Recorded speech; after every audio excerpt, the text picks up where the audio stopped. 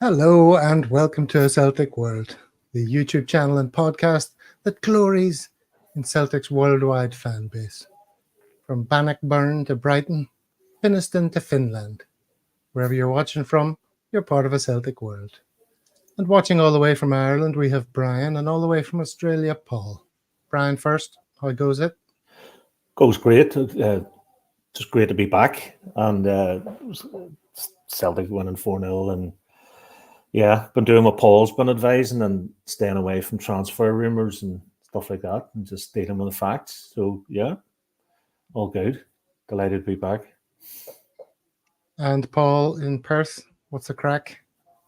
Yeah, Gav, good to see you. Yeah, pretty good. Heading off to see the Jesus and Mary chain tonight. Right after this. So it's a bit of a bucket list tick off for me. Never seen them. So yeah, this is the last night on their Oz and New Zealand tour. So I've spoken to a couple of the lads in Melbourne that said the show was awesome. So looking forward to that later on.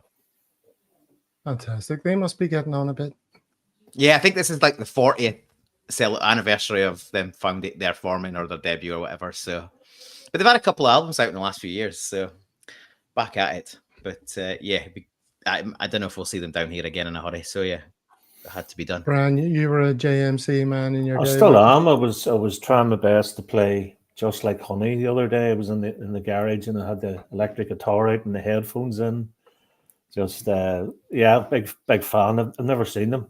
That's another one I need to get on the list. I think they played the Limelight. It was like a Tuesday.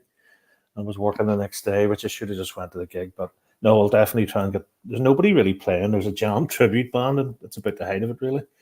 There's nobody really comes here anymore. You know, Libertines are coming in a few weeks, but poor old Pete. Don't know how long he'll be around for. But Paul, you've had some amount of gigs this year, McCartney, and then you go. And that was the tail end of last year. But yeah, it was what nearly 2 years where 2.5 years where just nothing happened, right? Yeah. Like the world, nobody traveled, nobody toured. A load of tours got canned. So yeah, making the most of it now that it's back on.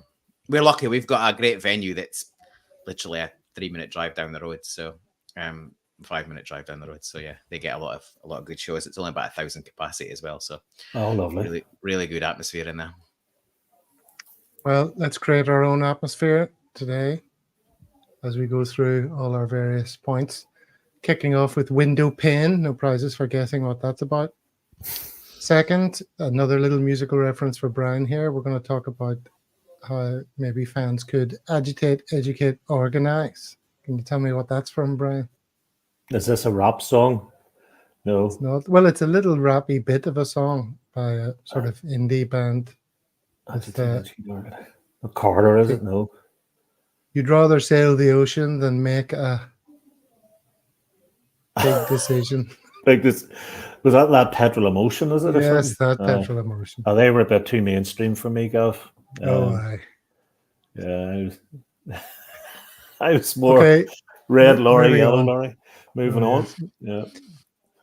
We'll come up with a few miscellaneous bits of news after that, and then we'll talk about the upcoming fixtures, and the match against Hibs before we have a little laugh at Sevco. So points 1 and to an extent point 2 are the kind of what you've come to expect from Celtic YouTube over the past few days, weeks. But we're not going to spend the whole show on that. But obviously we're going to talk about it because, you know, there's a significant amount of window pane being felt around the place. Isn't that right, Paul? Well, yeah, if you venture onto social media, which I'm sure we all do, it's enough to make you depressed, to be honest. So as I said last time I was on, I think I've been trying to practice a bit of Zen in this transfer window. It's been tested in recent days, but it's holding firm. But yeah, I'm sure we'll get into the nitty gritty. I've got a fair bit to say on this actually, so happy to dig in. Big Red digging into the musical reference there, Brian. He's off to see Peter. See that? Can you read that comment? You're doing a solo down in Lancaster, getting him a Celtic top, got his wee daughter Haley. Okay. I don't know who that is. I'm sorry. You know who Like, Peter is? You were no. just talking about the Libertines, weren't you? Oh, Pete Doherty. Oh, Jesus, Yeah. didn't know I that. assume that's who he Oh, means. brilliant. Or Peter Hook, It's not- either or. Yeah. You can't use the word Peter on a Celtic YouTube channel now without getting flagged, though, for Of course. potentially creating dodgy content. So, well, let's talk about transfers, shall we? Or the lack I mean, thereof. Matt O'Reilly is the big news, isn't it? Of course. Well, he's going to go.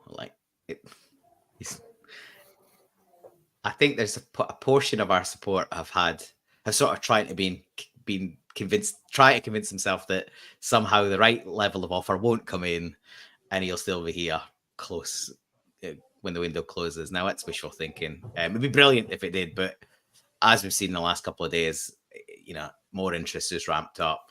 There's a story today that Brighton are ready to pay 25 plus 4 million of add-ons. Now that'll be pretty close to what the board will take. Hopefully we can squeeze that a wee bit closer to 30. But and I'm on record elsewhere saying that if it's the Premier League, then it should probably be, a bit above that, because of all the leagues out there, they're the ones that have got silly cash to burn. And Brighton have got money. They've made a few key sales. They've just sold a lad to one of the German teams, I think maybe Stuttgart, for about 30 million euros. And there's a few other players going out and others touted. So they've got money to burn. And in that league, we should be charging a premium. So hopefully they don't settle at 25 plus a bonus, but he'll go. Whether it's Brighton or somebody else, he'll be gone. Yeah, I can't argue with that. So he's almost certainly going to go. And in the absence of any good news, that's not going to go down too well amongst the fan base, especially those who were clinging to the hope, as you say, Paul, that if we could just keep him and just build on this, the fact that you're going to be building on inferior foundations than you had hoped, it's going to be a bitter pill to swallow. Well, are you, Brian? Let's talk about him going to Brighton. You see a lot of people saying, what's he going to Brighton for? Brighton is nothing compared to Celtic and all that. But I remember having the same conversation with you and Diggs about the Canio on Sheffield Wednesday. It's just, it's ever has been thus. Well, Brighton have we look at the players they've sold recently, Moses Caicedo and Cucurella. And, if you've watched the Euros, I don't know much they paid for Cucurella, but I think he went to Chelsea for 85, and he was one of the players of the tournament. I thought he was fantastic.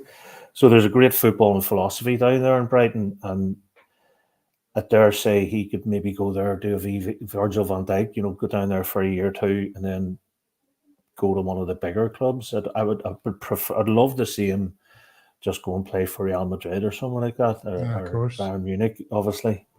But if he, I think if he was to go to Chelsea, they're a real bomb pot club, and we've had him for 3 years. It's a bonus that he's still knocking around, but we need to sell him because he's too. I'm not saying he's too good for us, but he has to go. We need to cash in.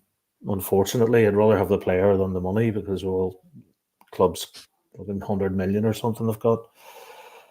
But with their blessing, he's been a great guy and he's model professional. When you think about what he did when he was knocking around Fulham and stepped down the leagues to get game time, it shows a lot of commitment from him. Did he go to MK Dons or something? Didn't he? Well, eventually, after training in the park and all that, but so he goes. If he goes, which is almost certainly going to be the case, it's just the.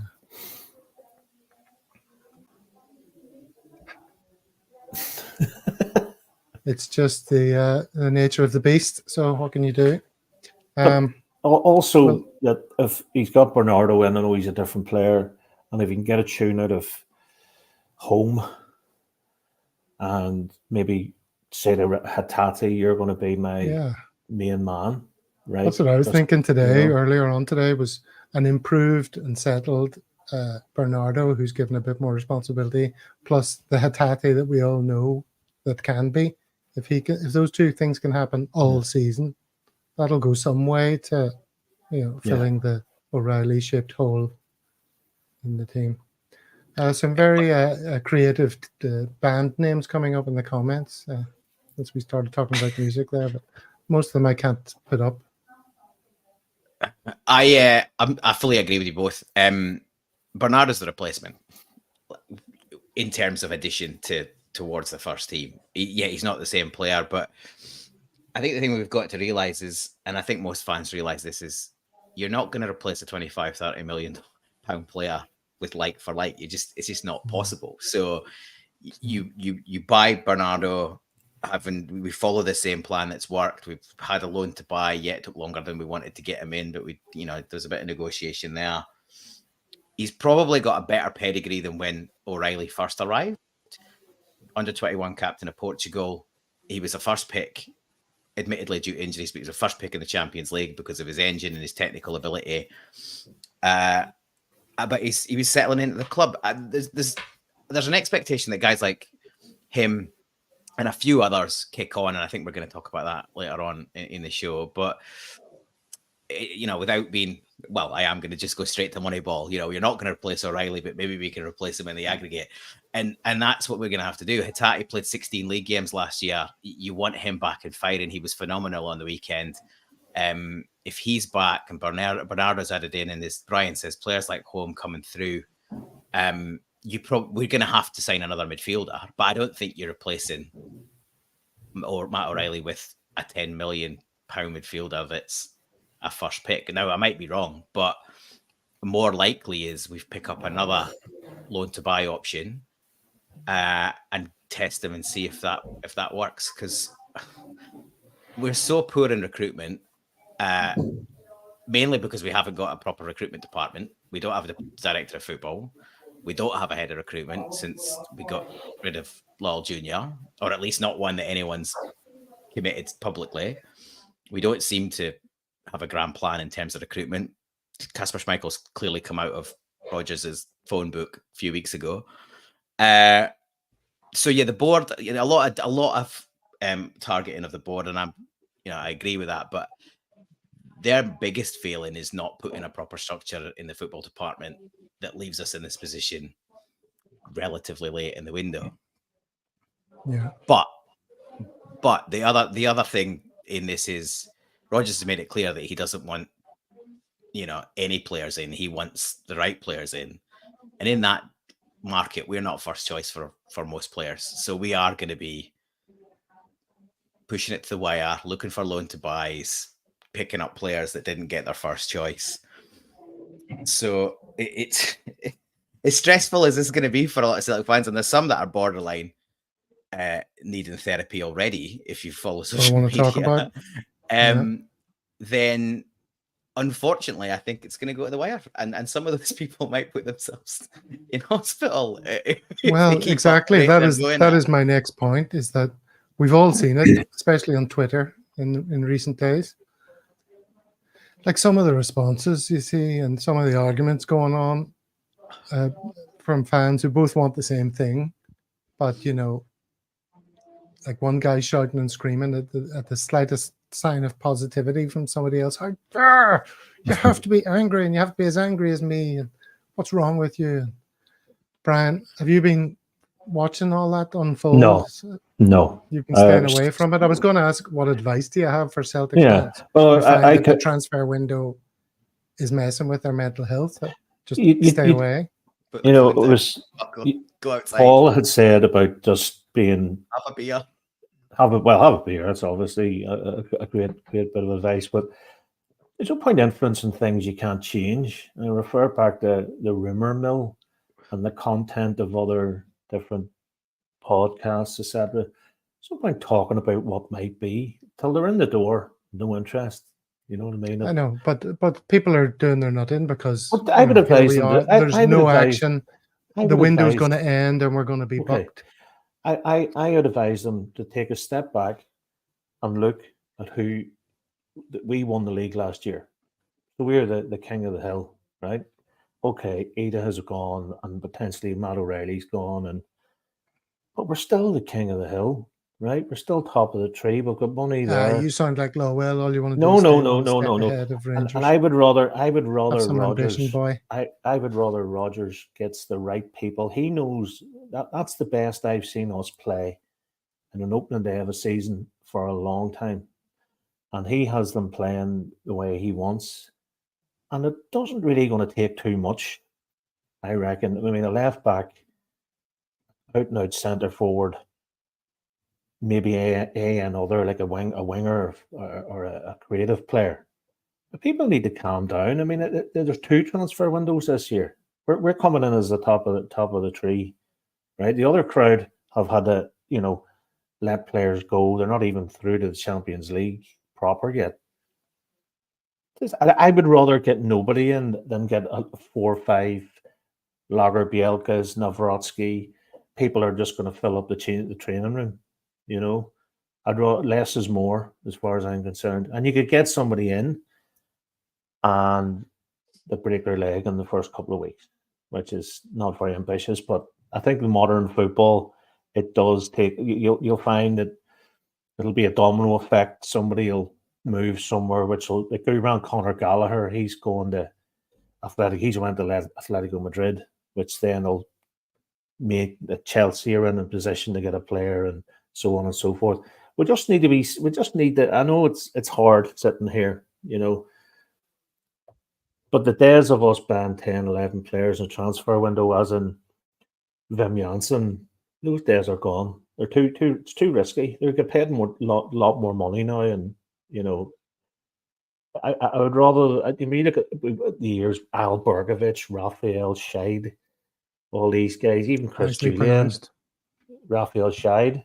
Is that the Well, correct you pronunciation? avoided saying. No, Scheid. I think the T is pronounced. There you go. And then your F1 Juarez, and who was that other balloon at Burnaby? You could go and blow 35 million on rubbish like that. I'd rather wait, sit tight, and get somebody. Look at Matt O'Reilly. You see when Matt O'Reilly came in, Yeah. who really knew him? Who was going? But see the first Nobody. game He was an accidental purchase. He was a Yeah, he was backup second plan. choice. out to Riley McGee. Riley McGree was first pick Yeah. and went to Middlesbrough for Okay. more cash, didn't he? So All right. Well, okay. Yes, as the cover of this, the thumbnail of this stream suggests, it's a split personality. There's, on the one hand, you're happy because of what Mahesh says here. Despite the current transfer window, the good news is second Rodgers pre-season has improved the performance level of the current squad. Yes, okay, maybe we're going to lose one, a very important member of that squad. But Rodgers does seem to be getting his feet under the table. I'm excited by how he could improve other players, as I say we're going to talk about later. But there's reason to be cheerful. We've started the season well, going to hit the ground running. That's all good. But then at the same time, there's what Monty's saying is, we're being shafted, we're being cheated by this board, sitting on a stack of money. They're not investing it. Most of the money comes from us, comes from not from us specifically, but more from, The support at the large. fan base. Yeah. So what else can fans do? Well, that takes us on to agitate, educate, organize. If you shouting and screaming doesn't do anything, doesn't even touch the sides. Do you think the board give a damn about fans complaining? Of course not. That's what fans do. Football fans of clubs complain about their management structure, not sharing their ambition. That's the lot of a football fan, right? But how do we send a message that the board's failure to match fans' ambition has become intolerable? Massive gulf between income and expenditure on the squad, and it's not acceptable. Staying away from games is always the first thing that people talk about, but that's not going to happen. Look at the amount of people that are itching to get into Celtic Park. I saw some people discussing. We've previously covered the efforts to unite individual Celtic shareholders under one umbrella in the form of the Celtic Trust's Drive for Five. The idea being that they end up with 5% shareholding and they get a toehold of power in that way. This is where people are talking about staying away from games. Let's stay away from the Champions League, they say. Somebody writes here, no cunt, and I repeat, no cunt buy the Champions League package, which wouldn't fit too well on a placard, but I don't think that's going to work. But something like a general boycott, spelled BHOYCOTT, on merchandise might make them take notice. And it's too late for that this year. Well, it's not a chance. Like, I had a go at the board a second ago for not putting a football department together. The other thing they could do with hiring is a fucking PR manager. Yeah. Oh, that's they're totally absolutely tone deaf. Like, and it's like, look, a squirrel, have a borderline dubious third top to look at. Whilst meanwhile, we might lose one of our best players out the door on the other side. Like, just on the same week that they ask for whatever it is, 25, 30 quid a ticket for the first round of the League Cup. They're hoarding cash. And look, there's probably infrastructure stuff coming. A chunk of it's probably just natural cautiousness, which is bollocks in case we aren't in Champions League in future years. I think some of it is pure incompetence that we don't have the right recruitment team in and therefore can't spend it properly. We spend typically 20 to 25 million every season, and we spent, what, 4.5 so far? So you'd expect that there's absolutely that at least available, and potentially more if Matt O'Reilly goes. I just don't think we're literally relying on Brendan Rodgers' book to bring players in. There's not a proper recruitment department. Yeah, okay. But I'm saying if this window ends and is as bad as the doom and gloom merchants say, then that'll be 3 windows at least that have been absolute dross. And large amount of the money comes from merchandise sales. Well, absolutely. So But hold on. They won't, so let's look. I've got a graphic I really want to show, and you're stopping me from doing it. Go for it. Here we go. This is my graphic. You don't spend, we don't spend. Season 2024-25. Don't perch the merch and taps off. Those are my suggested banners. Now listen, before you jump in, Paul. I'll wait. Something like this would at least, send a message that fans have had enough of the dichotomy. There's too big a dichotomy between the wishes of the fans and the actions of the board. So spend this season making the case to all the fans why in 2024-25 they should not buy any strips. Don't shop in the Celtic stores just for one season, so that it shows up in the financials and the board have to discuss it and they'll see the nature of the power that fans have, rather than just completely ignoring us and running the company as if there's no such thing as a fan base. Now, okay, now you can tell me why that's complete bullshit and will never happen. I think it's a good idea in principle. I just think even the 5% thing isn't cutting through, right? And the support is so disparate. They're all happy to moan and have the similar moaning opinion online, but in terms of actually any joined up approach, it doesn't really happen. We've got people we know very close who go out and buy 3 or 4 of everything when scabs. I knew things launched. You could actually launch this. You could get a reasonable amount of traction, and then they might produce a killer top like the anniversary top last season that never got worn but everybody bought, and you've got no chance. Then it becomes a symbol of fan power. The fact that nobody buys it goes down in history as that season where nobody bought any top. But as soon as it's better than anything they've seen, people will go, I want to support this, but I'm going to buy that. So I think it's a good idea in principle. I think the other thing is we're still 3 weeks away, right? And I think this will go down to the wire. And if we look at some of the best signings that have happened in recent seasons, they've happened in the last few days of the window. CCV, Jota, loan to buy. Yes. You've been and reading my Bernardo, tweets or something? Bernardo late in the window as well. So I said it earlier. If we want to shop at that end, it's actually going to be meaningful. It's going to take towards the end of the window. Yeah, it's not going to be good for people's mental health and fingernails and all the rest. But the board have got plenty of failings. We know about most of them, all of them. But I'm happy, or at least patient enough, to absolutely nail them to the wall if they don't deliver it by the end of the window. That's all I'm saying. If this window goes by and is as bad as everyone fears, I definitely think it's the got wait the and see propensity. approach is I think it's got the propensity to end up like that, but it's equally just as easily got the possibility that it'll work out pretty good. Anyone that thinks O'Reilly's staying, I think, is delusional. So everybody should have expected that he would be gone by the end of the window. So then it's a case of who's added. Ida will come. It's shambles that he's not in the door yet, but he will come, I think. We probably add 3 or 4, 2 or 3, who knows. If a couple of them strengthen the first team and a couple around the fringes, I don't really care if their loans are permanent. Loan to buy, ideal if they're a bigger player. But there's a place for just a straight up loan. If it improves us for the Champions League and gets us into the knockouts, grand. There's a place for that too. Yeah, I was thinking earlier, Brian, there exists the possibility that at some stage we could be looking at this season and saying, look, we're miles ahead and we've won our first Champions League game or something. And then people will be like, what was all the fuss about? And Matt O'Who. Yeah.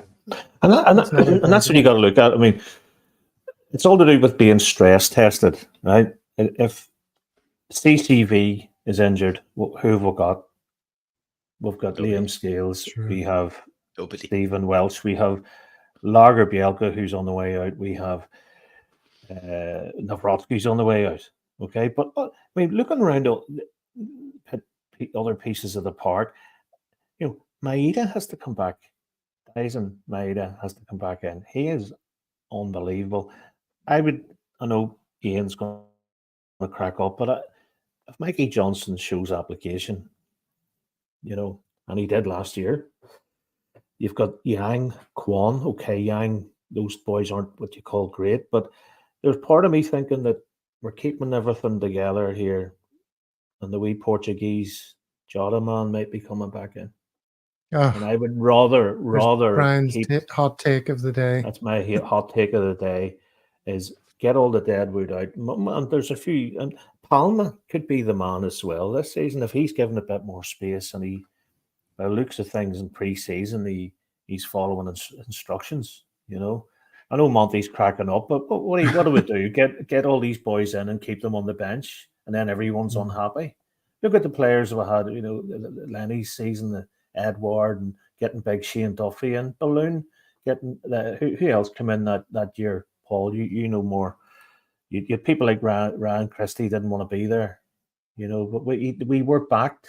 Everyone was a Yeti, Marcas. Everyone was saying this is going to be a great window, and it was rubbish, and we made them look good. I'd rather wait. So we'll just have to see. I mean, like I say, jumping up and down achieves nothing, and it's not good for your own mental health.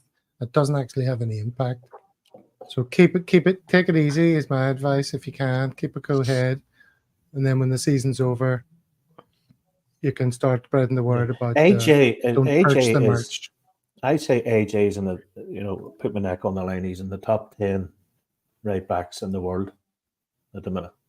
Yeah, his performance in the Copa America. I mean, you can't say he's not Champions League ready if he's in. He's ready. Copa America. We have about 9 that are Champions League ready. When I say, geez, it's about 9. Well, yeah, I would say definitely Kasper Schmeichel belongs there. CCV, AJ, Dyson, Kyogo. Well, Matt O'Reilly's still in the building. Hatate, Well, okay, well, Bernardo, I guess we have to run for cover, Brian. Maybe you should be investing in this. You have to stay out of trouble. Not mine. I don't like it. No, I'm one of the few people that actually doesn't like it. I like Paul. Well, again, this is splitting the fan base down the middle. you see some people saying, "Oh, it looks like the army, and I hate the army," and other people are going, "Ah, it's a rat up, happy days." Mhm. You know, I'm in neither of those camps.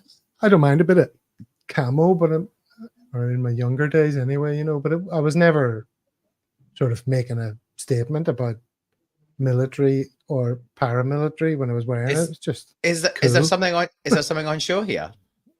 Should I be seeing something here? Can you not see something? I can see it. Maybe Paul can't. Why No. can't you see it? I've got Maybe the it's shirt up. Maybe it's camouflaged. Oh, That's an attempted humor, everybody. Brilliant. Just put Come Paul on. on mute now for a second. I don't want to hear anything else he has to say. He's on mute until he behaves himself. I don't What like is it. And Jerry was wearing it. I don't like that either. I like Paul's top. That's a great. I've always liked the black, tops and the bumblebee and stuff. I think that's disgusting. You want the badge to be the most prominent thing. Maybe that's just me. I think it's all right. Yeah. I mean, when we were younger, Brian, come with a we'd balaclava. think nothing. We'd think nothing of wearing, combats and that, and army boots. Yeah, German combat army trousers boots. and a t-shirt or something, but not full double denim or double camouflage. Don't be slagging off double denim now. Oh no, but here maybe that's lined up. I could see Jota in that top now. I could see him standing doing that. You've Leave got it Jota alone. on the brain. Jota on the brain. I'll tell you what I've got in the brain. Boilers. You know, I'm always talking about boilers. Like, is your boiler on the blink? If so, it's of no concern of ours because we don't have a corporate overlord. And then people are saying, "Oh, you're slagging off a particular podcast," and I wasn't slagging off a particular podcast. I just noticed that these boilers are flipping everywhere. Oh my MPH boilers, MPH boilers. There's a maroon version. Jewel There's a scale. green version. MPH boilers. Are we in the wrong business, Paul? Must be fast boilers. Obviously we're under the radar for now, or we're staying independent. Independent. We're the rough trade. We are the The rough trade. Help me out.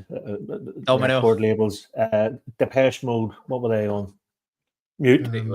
Mute creation. Blanco y Negro. Fierce Panda. Yeah. So we're the independent. We don't need to get money in, thankfully. We do it for the art. We do it for the art alone. And the songs and the Speaking of the art and the songs, have we got any songs in the pipe, Gav, to lighten the mood at any point? I don't think the songs don't come around when the mood needs lightening. The songs come around when everyone's in a cheery disposition and can handle it. If I was to crank out some daft high pitched squawking, imagine I'd get into trouble.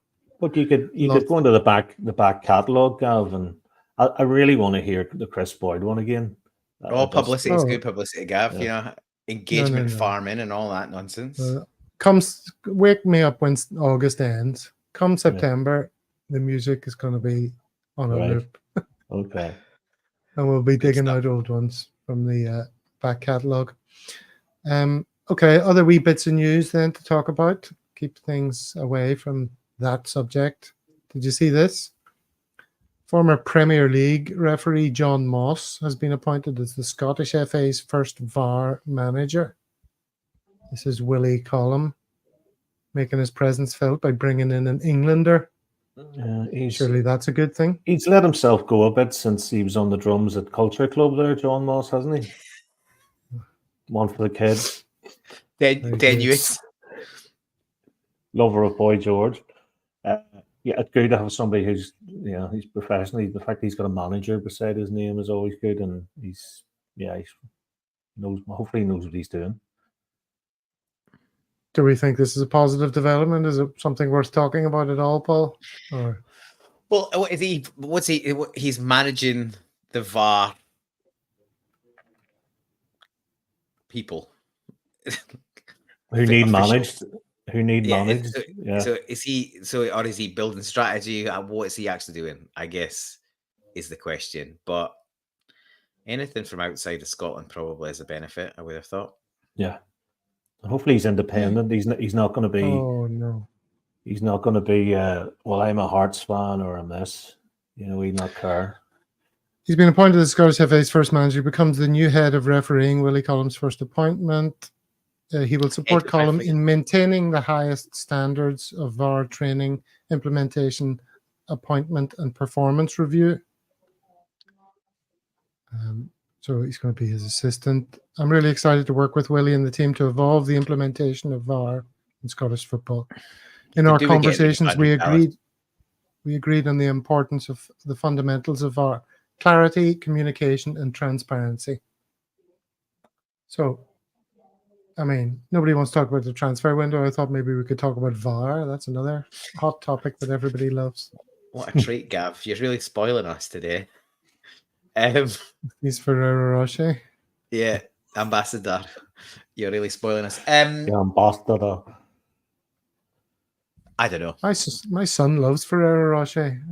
He was like, "Can I get some Ferrero Rocher?" But I don't want. He didn't really want us to buy it because it's so expensive. I said it's totally not expensive. It's in every garage everywhere. You know, like, you remember years ago, we used to do that thing with was it Cousins soap, Imperial leather. It was they had luxurious and Imperial leather seemed like the most amazing Cousins, thing. yeah. Because I had a wee bit of gold on the soap. And remember, my granny got me the aftershave set one time. I go, how the hell can she afford this? You know, marketing, eh? But there we go. They are nice though, Ferrero Rochers. The chocolate inside is gorgeous. I thought I think you bamboozled by it. Like, I got some the other week from through work, and they were absolutely average. My wife seemed to enjoy them, but midget gems, love them. Jesus, even Ferrero Rocher, look. Israel. Yeah, I didn't see that. Well, we're finished them now, so the damage is done. So I guess I'll be leaving. Huh? Is that another music? Justin Timberlake. Reference? Justin Timberlake. Come the on, damage Brian. is done. Okay. All right. On. Well, before we move on to the fixtures, he was more earlier on. He was speaking about too mainstream, and now he's pulling out Justin Timberlake. Before we move on to the fixtures and the Hibernian preview, then something we sort of referenced a couple of times earlier is players that we think are going to have like a breakout season. They're going to exceed everyone's expectations. Who have you got, Paul?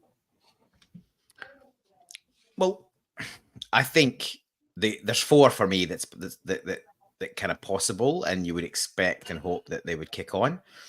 Bernardo, Kuhn, Palmer, and Holm. So Bernardo, I think if O'Reilly goes, he will be a majority season first pick. And you know, he showed up in good form at various points in the season, particularly in bigger games, cup final, derbies, Champions League. He had a brilliant game at St Mirren, and sort of run the show there away. But he was in and out of the team in his first season out of his home country. So I think he'll really kick on this season. Kuhn's already started to look good in pre-season. He had a good game on Sunday. Palmer started well and then obviously had injuries and stuff like that. He's not even guaranteed a pick. But a year in the country under Rodgers, you would expect that, you know, he should push on. And Odin Thiago Holm, I think, he's got the raw ingredients to be a great player. And if O'Reilly moves on as we expect, potentially I think there's more opportunities will open up for him. He had a brilliant little cameo again when he came off the bench. That little back heel flick through the corridor was class. He just plays. He looks like a good footballer. He plays with his head up. He wants to run. He wants to move forward. He wants to pass forward and break the lines. I'm hopeful that those four can kick on. And Rodgers, well, there's a massive frustration that we're not adding to the team, and we still need to add to the squad. But some of these guys who have been in for 12 months or 6 months, they should be through the period of bedding in, and this is where we should see them kick on. And Rodgers getting them on a training ground and really sort of developing players, which he's known for. I'm positive and excited that there can be improvement in all of those 4 players. So they're the main ones for me. We're light at the back. We definitely, if that would be my focus, as well as striking. Centre forward and defence would be the places I would be strengthening. But there's quite a bit to be positive about.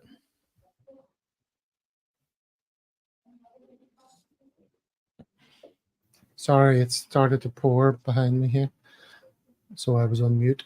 Brian, do you have any names to add to that list of My 4 breakout were performers? exactly the same as Palma, Bernardo, Home, and Kuhn.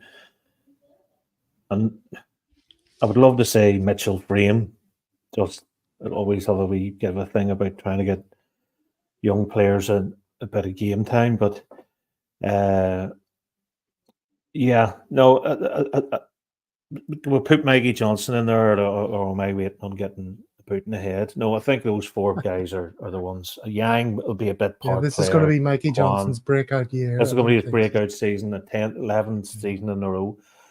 But look, if he can come on and do a bit of a cameo, see the game out, and I agree with Paul. Home looks a player, that back flick for the shot. For who had the shot? I forget, but it was a lovely wee back flick. I think it was for the 4th goal. We're still a bit heavy in some areas in the defence, but we're not really. Left back We're heavy is in just numbers, frightening. not quality. We're heavy in numbers and not quality.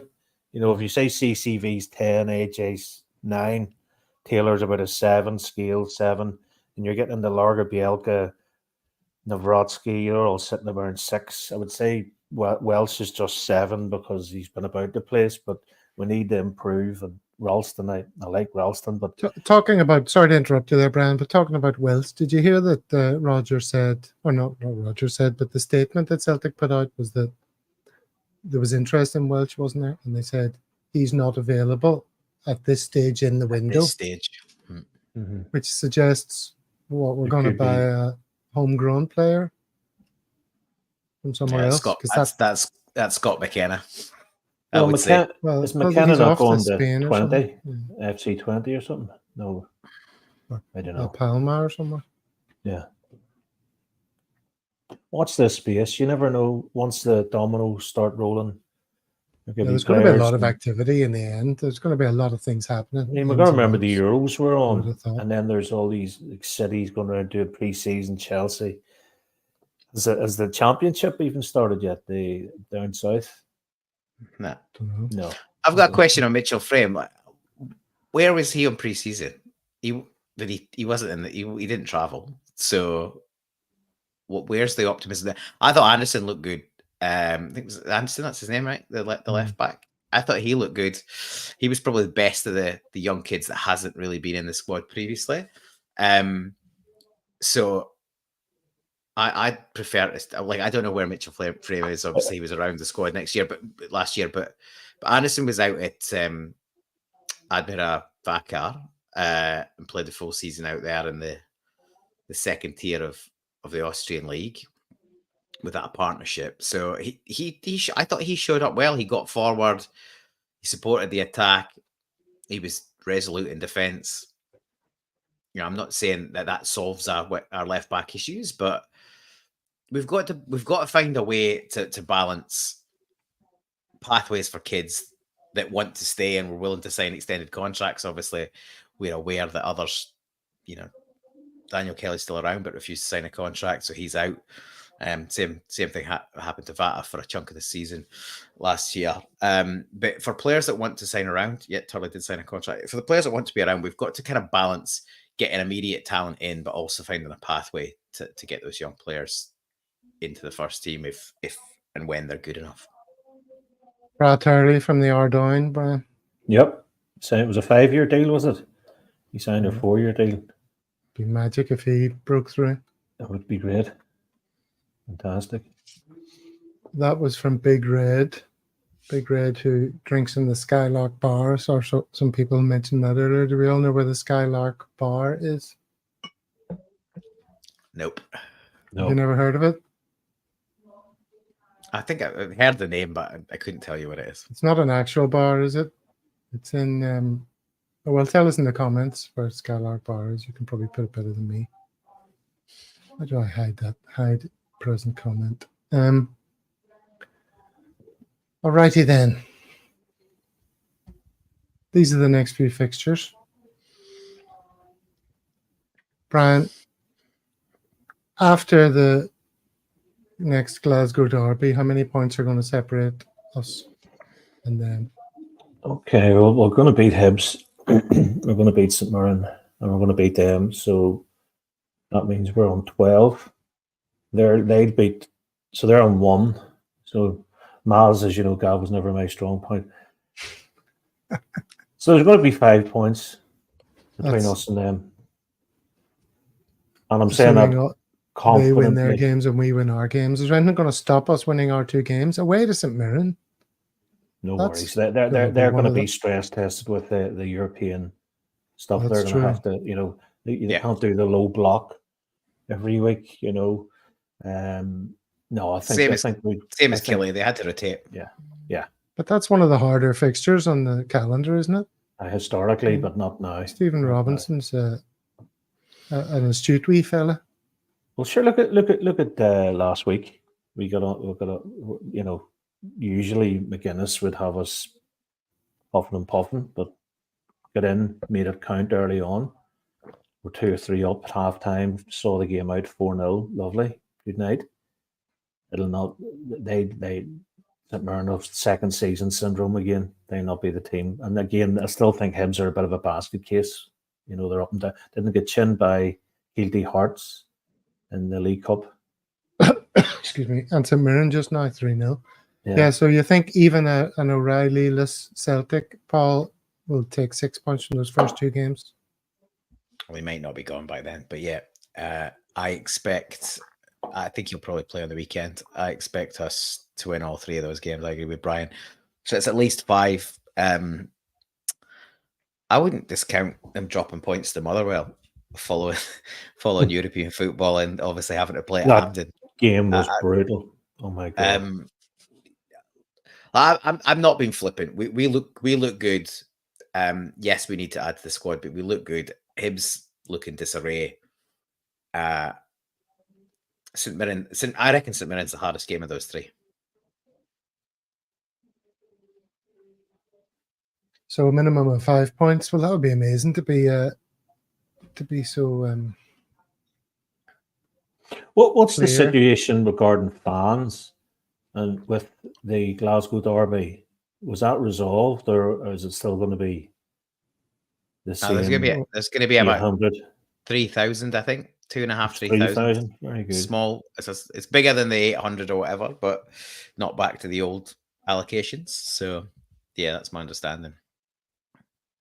Murrayfield, 3,000 fans from Murrayfield then. Hampden. And, Hampden? I thought they're not playing at Murrayfield. Oh, they're playing at Hampden. They're playing at Hampden. Shows you much I know. the Skylark Bar is a beautiful private Tim's bar named after Bobby Sands' book. Paddy Lavery will fill you in. It's in Lawrence Connolly's house, isn't it? That's what I think. You know, your man from Axon. Oh, yeah. Anyway, that's the Skylark Bar. Yeah, you got a wee bar in your house, Brian? Well, there's no beer on sale, but there's a beer fridge, and I've moved from the shimmin work today, but I've moved from the shed into we've got a room for the kids, done it up, and it was a garage and converted it and put TV in it and all the rest of it, and they're not interested. They're just on the Xbox. So I says I love a bit of that. There's no pint or no kegs in just yet, but watch this space, you know. Very good. Mahesh giving us some St Mirren facts here in the style that only Mahesh can. St Mirren have the second best midfield in the league, 2 strong defensive mids. This Ugandan guy, who might end up being the signing of the season, very technically gifted, will end up in the EPL. Is that no, I'm thinking of Mugabe. He was playing for... No, but he was a decent enough big centre back, wasn't he? Was he Motherwell, Mugabe? Mugabe. The last king of Scotland. Touche. Okay, well, let's move it on then. International breaks, for God's sake. You know, I was going through the season's fixtures, and how they relate to shows that we're going to be doing on a Monday and a Thursday. And there are 3 breaks this side of Christmas. Is that always the case? Seems like a lot. September, there's two shows that we have to fill without games. October, there's 2 shows we have to fill without games. November, 2 shows we have to fill without games. So, as always, we strive to bring our beloved audience interesting content. So, I'm already lining up people, special guests to have on those shows. So we won't just be rehashing the same old stuff. CSCs, sports reporters, and the like. So lucky you for being a subscriber to a Celtic World, assuming you already are. Are you? Ask yourself that. Have a little look down and see if you've subscribed. Or do you just find yourself watching this and you haven't subscribed? I don't annoy people that much, Paul, with, like and subscribe calls, but, so you think that when I do it, maybe they'll pay attention and actually do it. Maybe. What do you reckon? Alrighty then. Maybe if you played a song and said, if you subscribe, maybe we'll give them a break from songs for a week or 2. That might work. Maybe. Or I could just play one of these things. Hello, lovely boys. I love the Celtic World. I do. Absolutely brilliant. If you haven't already, subscribe immediately. Yeah, that'll do the trick. It'll get them clicking. All right then, Hibs. So we're going to talk about Hibs. The Hibs fans are absolutely distraught at the state that they're in. They had so much positivity coming up to the start of the season, and they got absolutely spanked against the St. Mary. If they defend anything like that against us, we're good. We could have a field day at the weekend. Did you see the highlights of that game? Anyone? No. There's Maestro doing the work for me. That's what I want to say, really. It wouldn't be right. Paul, are you distracted answering a work email?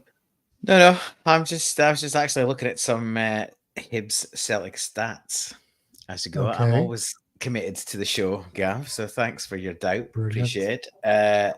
Last 10 meetings, 7 wins for Celtic, 1 win for Hibs. So presumably 2 draws. Well, that was junk time. That was the Ange season, the second season that the league wrapped up, and that was about 3 games. Remember, it was like 5-2 or something to them. Is that right? No. Or yeah, 4-3? it was 4-2 4-2 in May 2023. Right. So yeah, spot on. So yeah, dead rubber. 9 goals to them to 25 for us. 2 clean sheets for Hibs to 4. So there's your 2 0-0 draws, presumably. And yeah, 4 clean sheets for us in 10 games. That's not great, really. But yeah, we've pushed it to the wire and stuff occasionally down there. But I don't know. Given the respective form, you would expect that should be relatively comfortable on the weekend. I think Hibs could go down this season. I really do. I think they could. As Will says, Malky Mackay will be an ex-Hibs manager in a couple of weeks, and that's all they need. Or they could bring in Mark McGee. He's always good at keeping teams up. Well, I found some feedback from fans, which is incredibly negative, I have to say. I don't know if you can read that. There really is absolutely nothing inspiring at Hibs at this moment in time. We have an honest, dour, and uninspiring rookie manager, a mouse for a captain, the most inept and out of their depth baby-faced owners, a poor to bog-standard mixed first team, and a sporting director who can talk the talk but falls flat in his face and can't walk the walk. The only upbeat thing surrounding Easter Road is the die-hard supporters who turn up in numbers. The support, sadly, is being taken absolutely for granted by the schoolboys at the top, which sounds a bit familiar. But yeah, everyone's saying the players just aren't good enough, and Gray's going to need seasons to put it right. if he gets the time. Yeah, you should go back to just playing music, Greg, shouldn't you? I'll forgive you. You're acting a little strange, Brian. This year's love, Gav, eh? This year's love is. I hate David Gray's deadly. shit. Never liked him. Never liked him in that order. When I call him ex-army guy, James, somebody or other, James Blunt. Oh no, I'd never rather liked him. listen to. David I Gray don't know. wasn't too bad though. Thought he was Gray's all alright. right. David Well, there was Gray's all one right. song. There was one song that was quite good. It was quite upbeat. But I remember listening to This Year's Love. Hungover as a dog. Thinking, Jesus Christ, I need to get Caddyshack on or something. Hibs might need a white ladder to get themselves up the table, to be honest. You're on form today, Paul. Is that the IPA you're on? Is it? It's a cheeky. It's always cheeky. Yeah. You know, Cheeky, Gav, hazy. Gav, you're talking about sponsorship and all the rest of it. The wife got conned into doing the Beer 52 or Beer Hawk, one of these ones. And how was And that? we got this Danish IPA, and oh my god, rotten. I don't know how, none of them were nice. Like, I had to throw it out. Not like me. I mean, I like my beer, but Jesus, it was honking. There we go. Strange Loves the Doctor says, I think after the season of 11 Hibs players' contracts were up, I think Gray is in as a patsy so they can reset next season. With Gray being the fall guy. That seems to be the mood among the fans. Dear oh dear, so we think we've got problems. Not to diminish our problems, everyone. But, I'd rather be us than Hibs. Yeah, I'd rather be us. I can't believe we're getting a Maserati instead of a Bugatti, but they're getting flipping Lada. We're getting nada. Like, I'll move on because I'm. Jesus Christ. Who knows? Brian's gonna be a used car salesman. I used to be. That's the thing. I don't think we're getting any Bugattis. I'll tell you that. I meant to ask you that question. Bugatti's not did you both see that? Nah, we were both chatting shit. Question for the panel: the Rangers, haven't won a game since when? I think the 14th of May. Oh, jeez. Did you see that, or are you? I didn't see it. I read it this week, actually. That is brilliant, isn't it? And that was posted before their European match, which they didn't win. They drew again amid much celebrating. They love celebrating a draw. It was a terrible game. It was. I turned off. Did you watch it? I watched. Dynamo Kiev were brutal, and Sevco looked even worse. Party game for the purists. Did Laxalt play? I see Dynamo Kiev have signed our braided ex-loanee. He's on the books of Dynamo Kiev these days. Did he play? I don't think he did. Yarmolenko used to play for West Ham. Scored. He scored. He's like their third highest goal scorer ever. But no, it wasn't a great game. And then who do they play after? Bruges, is it? Or who cares? Checking Kiev. It's 20. Is it not 20 or Salzburg? 20 or Salzburg. I think Salzburg won the first game. Salzburg did, yeah. What's up with man? Nothing wrong with Maserati. Lawrence Conley has a Maserati. Is that true? Doesn't look like a Maserati kind of guy. But you can pick Maseratis up second hand for about 10 grand. Well, all right, maybe he does then. Oh dear, no, can't be. They're made by Fiat though. Fix it a game tomorrow. So no. Also, the court case. They've got a court case that was settled. Don't know if you saw this. Yeah. 8 trebles and Minted, who was almost a contributor to Celtic World, who lives in India. They reckon they're going to be. They said it was a £9 million case, which they think they're going to have settled for about 5 to 6. Close watchers of that say. And because they're settling with an entity that's in liquidation, that information has to become public in September. So we're going to find out. So that'll give us a good wee chuckle.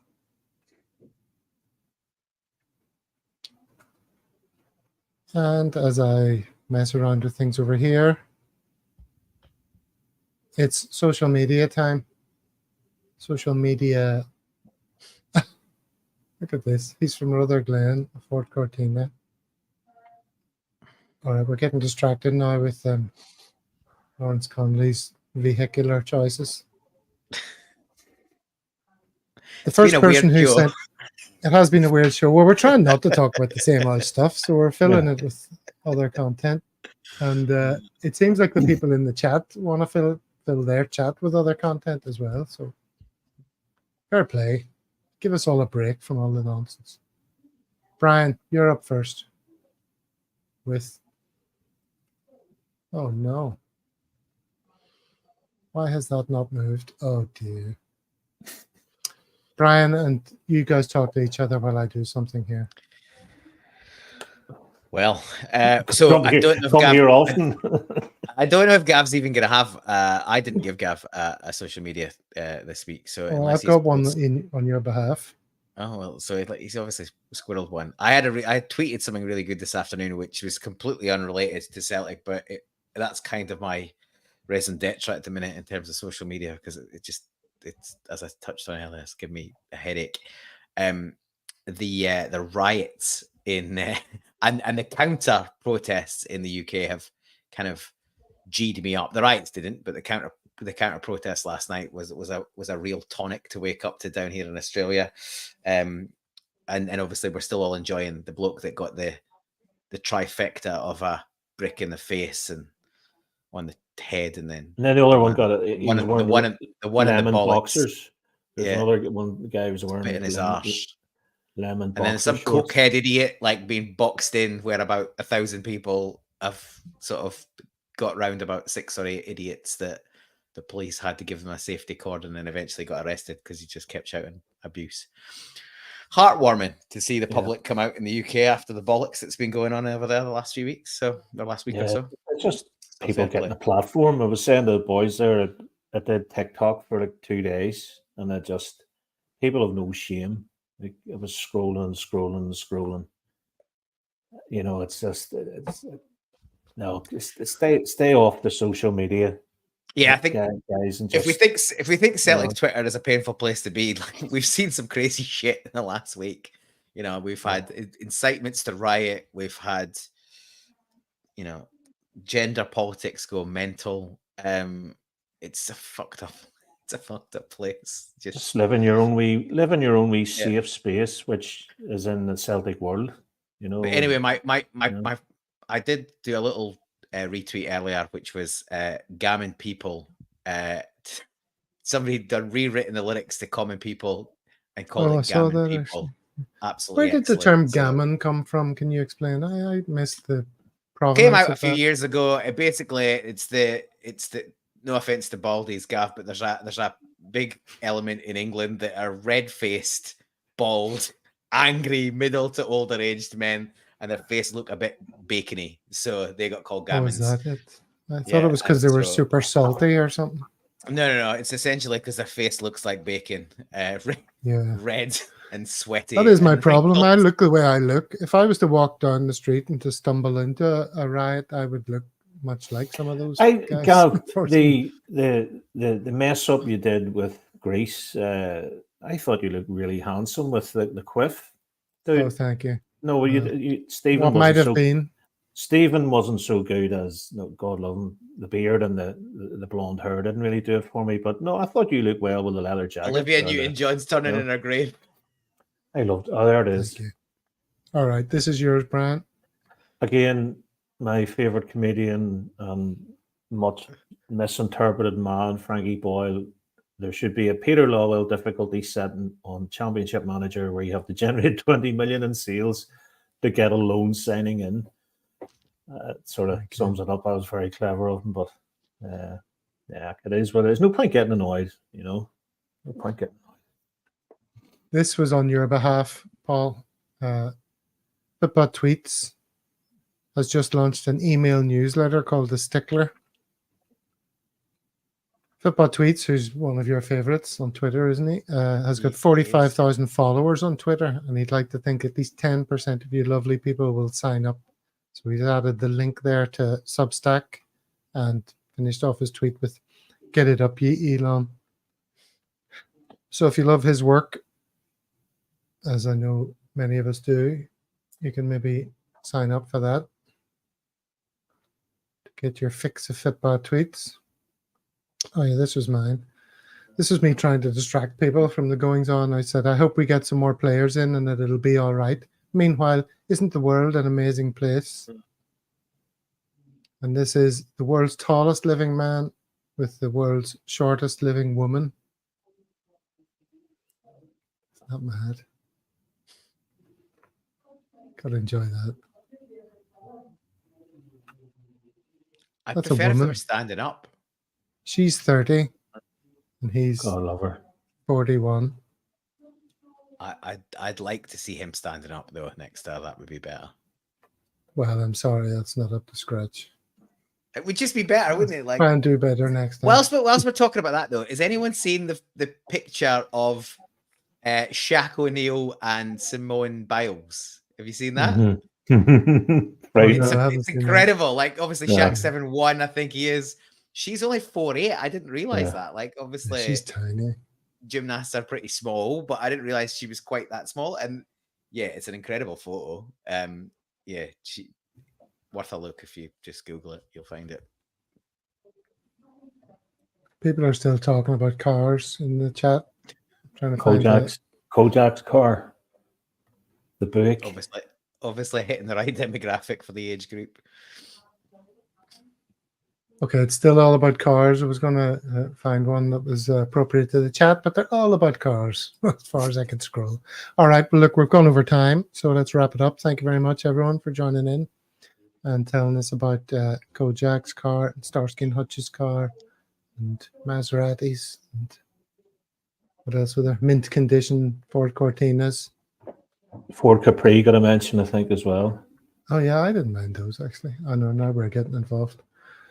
All right, everyone. We'll see you next Monday. By the way, the Hibs game is at 7:30 our time, 7:30 p.m. on Sunday. Paul, Is there a watch along? there's got to be a watch along or a drink along. I mean, that's a perfect time for a football match, isn't it? Sunday, 7:30 p.m. Saturday would be better, but we'll take Sunday. All right, everyone. Thank you very much for all your crack. Thank you, Brian, for yours. And No Paul's problem. crack Lovely as to be ever here. has been a delight. Good to see you, Paul. And you. Thanks, gents. Praising Paul's crack on the way out the door. All right. Until next one, lads. Hail, hail. Hail, hail. Hail.